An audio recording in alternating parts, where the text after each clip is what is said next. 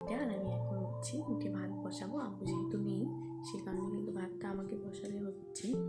তো এখন বাজে 2:30, রাত 2:30। সেহরি খাওয়ার জন্য চলে আসলাম, ভাত বসাইলাম, মানে পানিটা বসিয়ে দিয়েছি, এখন চালটা ধুয়ে দেবো।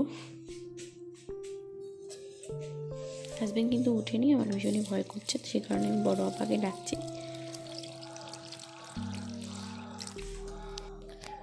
চলো ভাতটাকে বসিয়ে দিই। আসসালামু আলাইকুম everyone, daily blog with Afsana থেকে আমি আফসানা শুরু করছি তোমাদেরকে নিয়ে আজকে আমার একটি নতুন ভিডিও। কেমন আছো সবাই? আই হোপ সবাই অনেক বেশি ভালো এবং সুস্থ আছো। আমরা আলহামদুলিল্লাহ বেশ ভালো আছি। আজ হচ্ছে বুধবার, এখন বাজে রাত 2:30। আমি 2:30টার দিকেই উঠে সেহরিতে জন্য ভাত রান্না করছি। আসলে গরম ভাত থাকলে সেহরিতে একটু খেতে মন চায়, তাছাড়া কিন্তু ঠান্ডা ভাত একদমই ভালো লাগে না। তো দেখো ভাতটা বসিয়ে দিয়ে এদিকে ব্রাশ করে নিচ্ছি। আর আমি যেহেতু একা উঠতে অনেকটাই ভয় পাই, সে কারণে আমার বড় যাকে ডাকলাম, আপা উঠেছে, আপার সাথে ছিল আমার। তো দেখো এদিকে ভাত কিন্তু বসিয়ে দেওয়া হয়ে গেছে, একটু পরে ভাতটা হয়ে গেছে। আর সাথে কিন্তু একটা আলু দিয়েছি। তো আলু ভর্তা করে নিলাম, এভাবেই আজকে ভর্তা করে নিলাম। শুকনো লঙ্কা ছিল না, দেইনি, সরি, কাঁচা লঙ্কা পুড়িয়ে ভর্তা করলাম। আর এদিকে একটু ঢেঁকি শাক ভাজা আছে, দেখো নামিয়ে নিচ্ছি।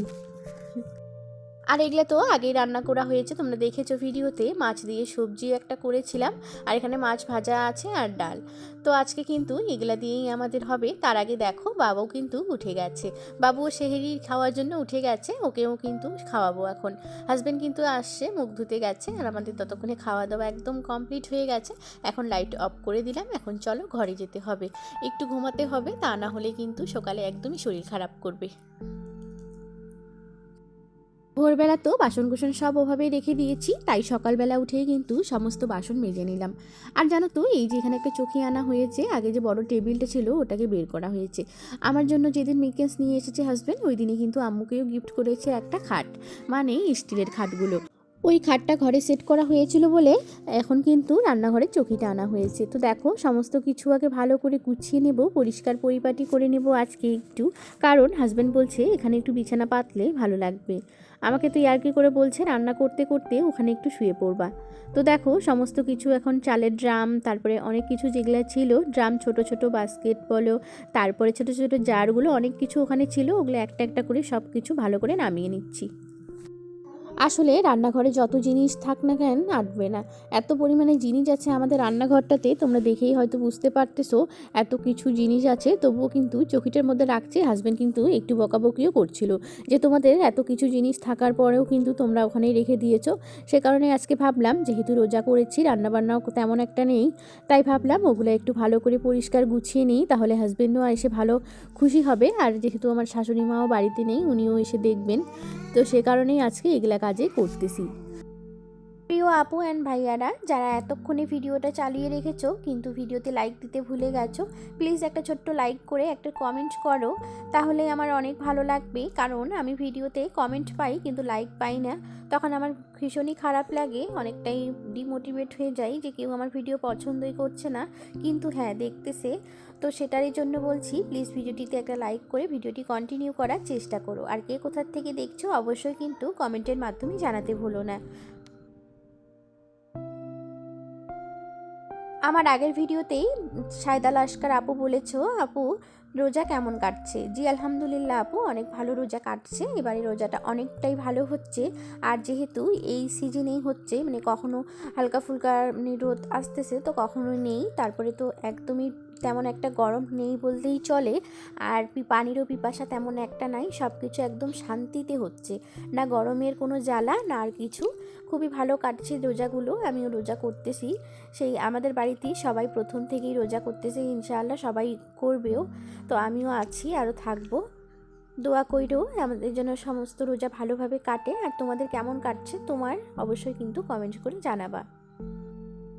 ইদানিং তিথি ঘোষ বলে একজন দিদিভাই আমাকে অনেকটাই সাপোর্ট করছে, অনেকটাই ভালোবাসা দিচ্ছে। আমার প্রতিটা ভিডিওতে এসে কমেন্ট করে, আগের ভিডিওতে কমেন্ট করেছে অনেক সুন্দর করে ব্লগটি রেডি করেছো বোন। হ্যাঁ দিদিভাই, অনেকটাই থ্যাঙ্কস। তোমরা এইভাবেই আমাকে ভালোবাসা দাও, তাহলে আমি আরও সুন্দর সুন্দর ব্লগ করতে পারবো, অনেক সুন্দর সুন্দর ভিডিও করতে পারবো। তোমাদের ভালোবাসা সাপোর্ট ছাড়া কিছুই হবে না। তোমরা যদি ভালোবাসা দাও ভালোভাবে, তাহলে কিন্তু একদমই মোটিভেট হব, তা না হলে কিন্তু আমি একটুতেই ডিমোটিভেট হয়ে যাই। তবে হ্যাঁ, তোমরা যদি এভাবে সুন্দর সুন্দর মিষ্টি মিষ্টি কমেন্টস করো, তাহলে কিন্তু আমি একটু উৎসাহ পাবো। এই ভিডিওতে একজনের কথা না বললেই নয়, যিনি আমাকে সবসময়ের জন্য সাপোর্ট করে এবং ভালোবাসা দেয়। রেজিয়া দি আলিপুরদুয়ার থেকে। তারও কিন্তু অনেকগুলোই চ্যানেল নষ্ট হয়ে গেল অনেক কিছু কারণের জন্য। Rezia lifestyle blog, Rezia simple lifestyle, আর লাইফস্টাইল, গুড লাইফস্টাইল, এখন কিন্তু গুড লাইফস্টাইলে ভিডিও করছে। তবে হ্যাঁ, কী যেন একটা প্রবলেমের জন্য আবার সেটাকেও বন্ধ করে দিতে হচ্ছে। কয়েকদিন পরে নাকি খুলবে চ্যানেল। তো সে কারণে দিদি আমাকে অনেকটাই সাপোর্ট করে, অনেক ভালোবাসা দেয়। তাকে কিন্তু অসংখ্য ধন্যবাদ আপু। তুমি যদি দেখে থাকো আমার ভিডিওটা, তোমাকে অনেক অনেক ভালোবাসা। দোয়া করি তুমি যেন তাড়াতাড়ি একটা ভালো মতো সুস্থভাবে একটা ভালো চ্যানেল খুলতে পারো, সেটাকে সুস্থ মাথায় ভিডিও করতে পারো। সেটার জন্য আল্লাহর কাছে দোয়া করি তাড়াতাড়ি তোমার স্বপ্নটা পূরণ হোক। আমার এদিকে অনেকটাই গোছানো কমপ্লিট। এখন দেখো হাজবেন্ড যে সবজি বাজারগুলো নিয়ে এসেছে, সেই সবজি বাজারগুলো ভালো করে ঢেলে রাখতেছি। শীতের দিনে অনেক কিছু সবজি, কালারফুল কালারফুল সবজি পাওয়া যায়। তবে কিন্তু এখন যেহেতু শীতকাল প্রায় শেষ, গরমকাল চলেই আসতেছে, সে কারণে কিন্তু অনেক কিছু সবজি এখন বাতিল হয়ে গেছে, অনেক কিছু সবজি আমাদের ঝুড়ি থেকে আর কি। তো দেখো যে কোনটা সবজি আছে সেগুলো কিন্তু ভালোভাবে ঢেলে রাখতেছি। আর হাজবেন্ড কিন্তু কালকে ছোলার বুট নিয়ে এসেছে 2 কিলোর মতো, ওগুলো কিন্তু এই যে ড্রামের মধ্যে ঢেলে রেখেছি। সব কিছু একদম ভালো করে ঝুড়ির মধ্যে পরিষ্কার করে নিলাম। ওই যে লঙ্কার বটা টটা সব কিছু পরিষ্কার করে নেব। তার আগে দেখো এইটা টেবিলটাকে একটু ঝেড়ে মুছে ভালো করে নিয়ে সুন্দর মতো করে একটার পর একটা সব কিছু সাজিয়ে রাখতেছি। আসলে রোজা রেখে কাজ করতে অনেকটাই ভালো লাগতেছে আমার। হ্যাঁ, তবে একটু ক্লান্ত হয়ে যায়, কিন্তু কী করবো বলো তো, রোজার মধ্যে থাকলে কিন্তু কোন দিকে যে দিনগুলো তাড়াতাড়ি বের হয়ে যায় বোঝাই যায় না। আর শুয়ে বসে থাকলে ভীষণই খারাপ লাগে। সে কারণে কিন্তু রোজা নিয়ে কাজ করতে অনেকটাই ভালো লাগে। সে কারণেই অনেক কাজ বের করে নিচ্ছি আমি নিজেও। এগুলা কাজ আমার না করলেও এখন চলতো, তবে ভাবতেছি এগুলা কাজগুলো গুছিয়ে নিই, তাহলে ঘরটাও সুন্দর লাগবে আর বিছানাটাও করা যাবে। আচ্ছা বলো তো, রান্নাঘরে যদি একটা বিছানা থাকে তাহলে কেমন লাগবে? বাবুকে পড়াবো বই, এখানে ভাবতেছি যে এখন থেকে বাবুকে এখানে বই নিয়ে বসাবো, বা শাশুড়ি মা বাবুকে এখানে নিয়ে বসে থাকবে। সে কারণে কিন্তু চৌকিটার মধ্যে বিছানা পাততে যাচ্ছি। কেমন হবে তোমরা একটু প্লিজ কমেন্টের মাধ্যমে জানাও তো আমাকে, কেমন ভালো লাগবে। রান্নাঘরে কোনোদিনও এরকম চৌকি থাকেনি, তো আজকে রাখতে চাচ্ছি। কমেন্ট করে একটু জানালেই আমার সুবিধা হবে। তো দেখো এখানে চাল আছে, ড্রামটা উঠিয়ে রাখতে চাচ্ছি। এখানে মুড়ির চাল আছে, আমরা যেহেতু মুড়ি বাড়িতেই মানে আম্মু মুড়ি বাড়িতেই ভাজে, সে কারণে কিন্তু এখানে চালগুলো আছে। ওই ড্রামটা উঠিয়ে রাখলাম। আর ওই যে সানসেটটার মধ্যে অনেকগুলো ড্রাম দেখতে পাচ্ছ, আমার মিক্সার মেশিনটা এখানেই আছে, তারপরে আবার রাইস কুকারও এখানে আছে, হটপট সব কিছু এখানেই আছে। ওগুলো কিন্তু আমি একটু আগেই ভালো করে পরিষ্কার করে নিয়েছি, ঝেড়ে মুছে। তোমাদের সঙ্গে একদমই শেয়ার করতে পারিনি, কারণ ক্যামেরা অন করতেই ভুলে গেছি। তারপরে দেখো এখন কিন্তু ডাইনিং টেবিলটাকে একটু ভালো করে ঘষে নিচ্ছি।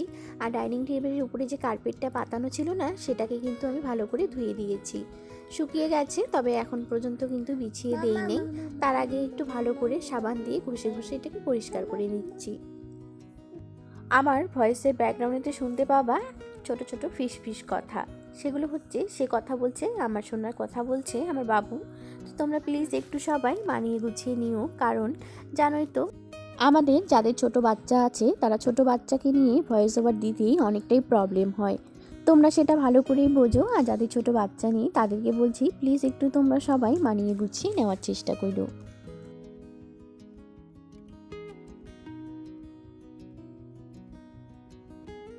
আমি কিন্তু অফ ক্যামেরায় লঙ্কার বটাগুলো ফেলে দিয়েছি। দেখো এখন সমস্ত কিছু ক্লিন করে রেখে দিয়েছি। এখানে ফলের ঝুড়িও আছে, ফলগুলো এখানেই রেখে দিলাম, কারণ জানো তো ইফতারির সময় রোজে লাগে। আর ঘরের মধ্যে কয়েকটা ফল আছে, ওখান থেকে নিয়ে আসি। এখন কিন্তু বিকেল হয়ে গেছে প্রায়।